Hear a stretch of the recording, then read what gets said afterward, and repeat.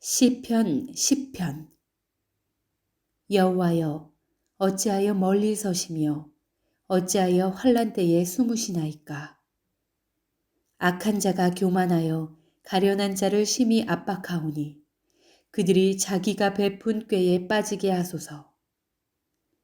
악인은 그의 마음의 욕심을 자랑하며 탐욕을 부리는 자는 여호와를 배반하여 멸시하나이다. 악인은 그의 교만한 얼굴로 말하기를 여호와께서 이를 감찰하지 아니하신다 하며 그의 모든 사상에 하나님이 없다 하나이다. 그의 길은 언제든지 견고하고 주의 심판은 높아서 그에게 미치지 못하오니 그는 그의 모든 대적들을 멸시하며 그의 마음에 이르기를 나는 흔들리지 아니하며 대대로 환난을 당하지 아니하리라 하나이다. 그의 입에는 저주와 거짓과 포악이 충만하며 그의 혀 밑에는 잔해와 죄악이 있나이다. 그가 마을 구석진 곳에 앉으며 그 은밀한 곳에서 무죄한 자를 죽이며 그의 눈은 가련한 자를 엿보나이다.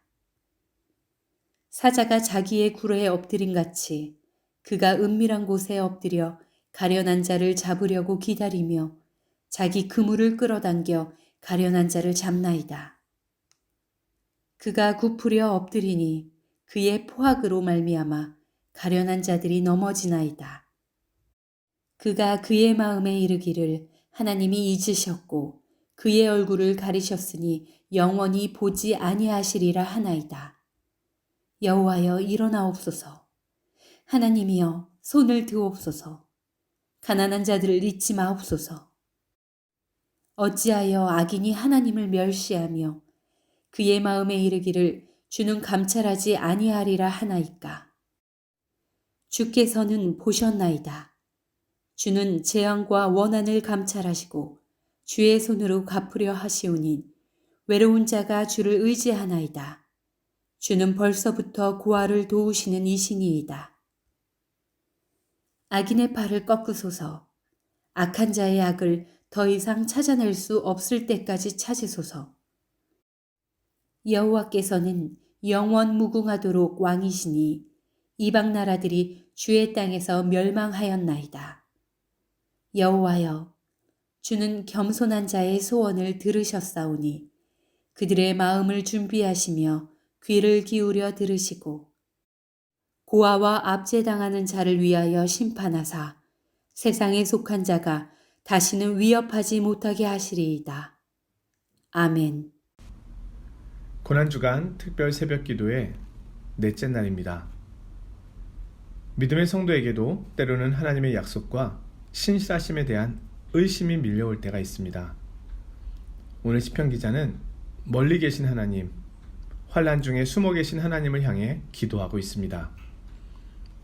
주석가들은 오늘 시편이 원래 시편 9편과 하나였을 것이라고 말합니다. 9편의 저자 다윗이 오늘 시편의 저자라고 합니다. 믿음의 사람 다윗이 드리는 이 고백은 믿음의 성도인 우리에게도 있는 고백입니다. 1절입니다. 여호와여, 어찌하여 멀리 서시며 어찌하여 환난 때에 숨으시나이까. 오늘 시편은 이 질문에 대한 답입니다. 이 시편 기자는 하나님을 경외하는 사람입니다. 그는 하나님 앞에 나와 탄원을 올릴 만큼 믿음의 사람입니다. 그런데 지금 그는 환난 중에 있습니다. 그가 당하는 어려움은 악인으로부터 찾아온 어려움이었습니다. 그런데 하나님께서는 그 환난 때에 숨어 계신 것만 같습니다. 성도는 그때 하나님으로부터 어떤 위로를 경험할 수 있을까요? 오늘 말씀에 귀를 기울여 보겠습니다. 먼저 악한 자의 모습입니다. 2절, 악한 자가 교만하여 가련한 자를 심히 압박하오니. 아무것도 할 수 없는 자신을 악한 자가 누르고 있다고 말합니다. 그 악인의 모습이 자세히 설명되어 있습니다. 3절, 악인은 그의 마음의 욕심을 자랑하며 여호와를 배반하며 멸시합니다. 4절, 교만한 얼굴로 말하기를 여호와께서 이를 감찰하지 아니하신다 하며 그의 모든 사상에 하나님이 없다 합니다. 자, 이는 하나님 없는 세상의 모습이기도 합니다. 그들의 생각 속에는 하나님이 없습니다. 자신이 하나님이 되어 모든 것을 좌지우지할 수 있다고 여길 뿐만 아니라 하나님이 없다고 소리치며 다닙니다. 왜요? 자신이 아무리 악을 행하여도 심판이 없는 것처럼 보이기 때문입니다. 6절입니다. 스스로 마음에 이르기를 나는 흔들리지 아니하리라. 7절 그의 입에는 저주와 거짓과 포악이 충만합니다. 9절 사자처럼 엎드려 가련한 자를 붙잡습니다. 10절 그의 포악으로 말미암아 가련한 자들이 넘어집니다. 11절 그의 마음에 이르기를 하나님이 잊으셨고 그의 얼굴을 가리셨으니 영원히 보지 아니하시리라. 악인들은 마음에 말합니다. 그들은 스스로 그렇게 생각하고 싶어 합니다. 그들이 이렇게 하는 이유는 하나님이 없다고 믿고 있기 때문입니다. 그러나 자신의 마음에서 하나님을 지운다고 하여 하나님께서 지워지실까요? 하나님이 없다고 말하는 그 말 자체가 이미 하나님을 염두에 두고 있다는 거 아니겠습니까? 그들은 하나님의 감찰하심에서 벗어날 수 없습니다. 그렇기에 더욱더 하나님이 없다고 마음에 말하는 것입니다. 이런 인생의 위기 때에 성도는 어떻게 해야 할까요? 오늘 시편 기자는 어떻게 하고 있습니까? 오늘 시편 기자의 고백입니다. 12절 여호와여 일어나옵소서 하나님이여 손을 드옵소서. 오늘 시편 기자는 부르짖고 있습니다.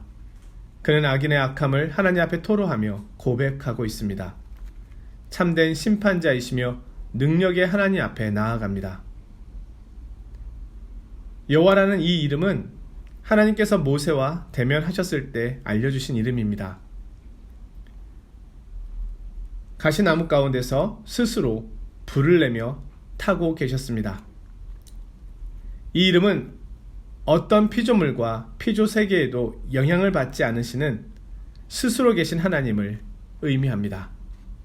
그래서 언약의 하나님을 말할 때 여호와라는 이름이 주로 사용됩니다.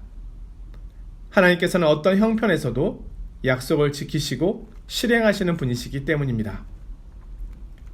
오늘 시편 기자는 여호와의 이름을 부릅니다. 약속하신 것을, 말씀하신 것을 행하시는 하나님을 구합니다. 그 하나님을 찾고 묵상합니다. 이스라엘 백성들의 연약함과 수많은 위기에도 불구하고 약속을 지키시고 행하셨던 그 하나님을 봅니다. 자신의 인생의 여정에서 여기까지 오는 동안 수많은 위기와 어려움 가운데서도 약속대로 함께 하신 하나님을 봅니다. 그러자 시편 기자는 믿음의 고백을 올려드리게 됩니다. 14절 주께서는 보셨나이다. 주는 재앙과 원한을 감찰하시고 주의 손으로 갚으려 하시오니 의로운 자가 주를 의지하나이다. 하나님께서는 보고 계십니다. 모든 것을 알고 계십니다. 침묵하고 계시다는 그 사실이 모르신다는 것을 의미하는 것은 아닙니다. 다 알고 계십니다. 부모가 자녀의 얼굴 표정만 봐도 무슨 일이 있었는지 알지 않습니까? 하나님은 더 분명하고 확실하게 아십니다. 14절 하반절에 말씀합니다.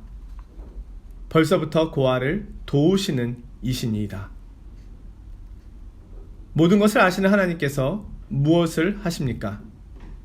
보고만 계시는 것이 아닙니다. 벌써부터 이미 하나님께서는 와서 돕고 계십니다. 우리의 속도가 아닙니다. 하나님께서는 즉시 행하십니다. 빛의 속도보다 더 빠르게 움직이고 계십니다. 15절 악인의 팔을 꺾으소서 악한 자의 악을 찾아낼 수 없을 때까지 찾으소서. 17절 겸손한 자의 소원을 들으셨사오니. 18절 고아와 압제당하는 자를 위하여 심판하사 세상에 속한 자가 다시는 위협하지 못하게 하시리이다.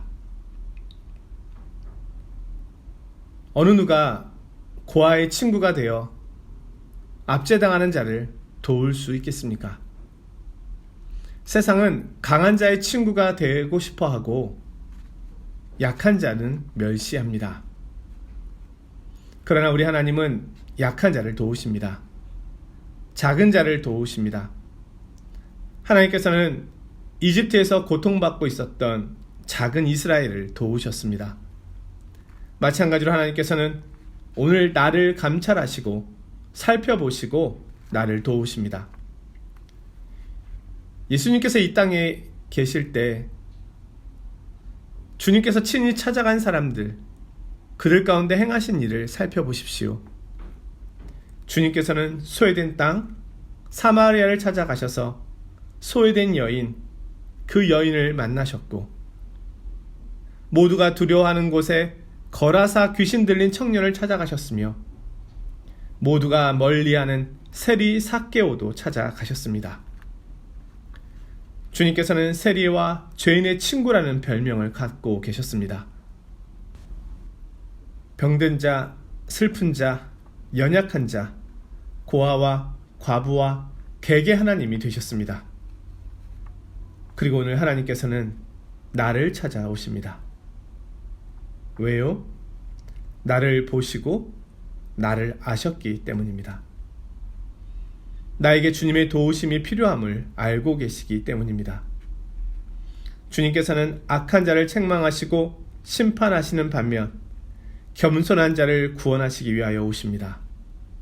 주님은 오셔서 자신을 내어주십니다.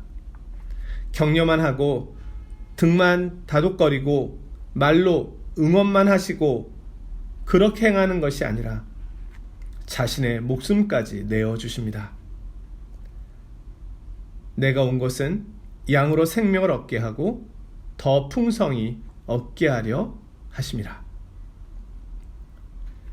17세기에 영국의 시인 프란시스 퀼스가 쓴 시가 있습니다.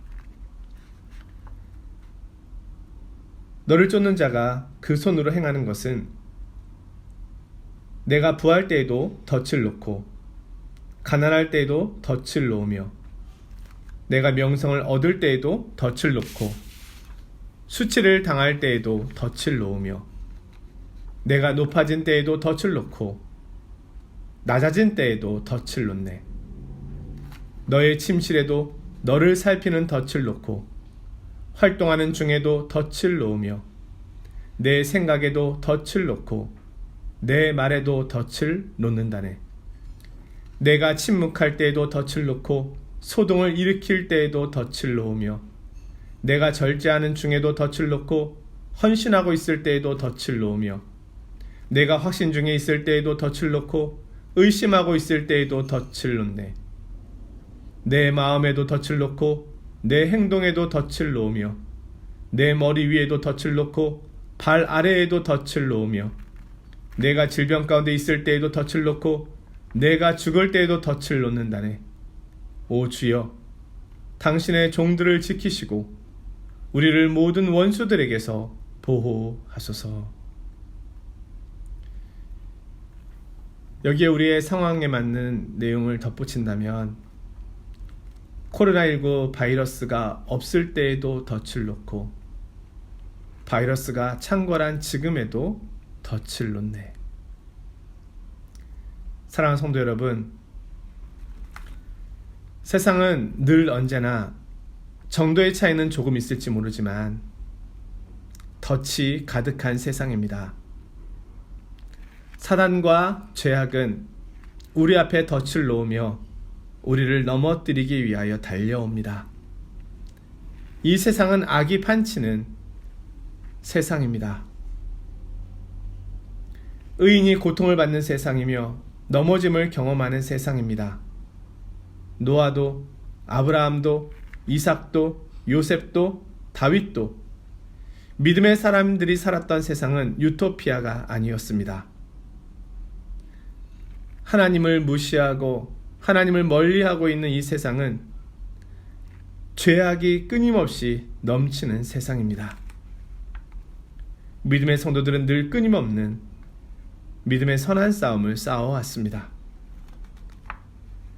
그들이 어떻게 이 시간들을 이겨냈을까요? 그들은 오늘 시편의 말씀처럼 하나님의 약속을 바라보았습니다. 응답하시는 하나님을 보았습니다. 하나님께서 늘 자신을 보고 계시며 벌써부터 와서 도우시는 분임을 알고 있었습니다. 우리 하나님께서는 이 세상을 보시고 나를 아셨기에 예수님을 보내셨습니다. 예수님만이 이 세상을 고치시고 새롭게 하실 수 있기 때문입니다. 나를 아시기에 나를 구원하기 위하여 오셨습니다.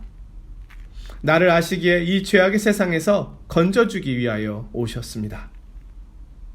모든 것을 보시는 하나님, 모든 것을 아시는 하나님, 나를 위하여 모든 것을 내어주시는 하나님, 오늘 나를 구원하기 위하여 오신 예수 그리스도를 깊이 묵상하는 하루가 되기를 원합니다.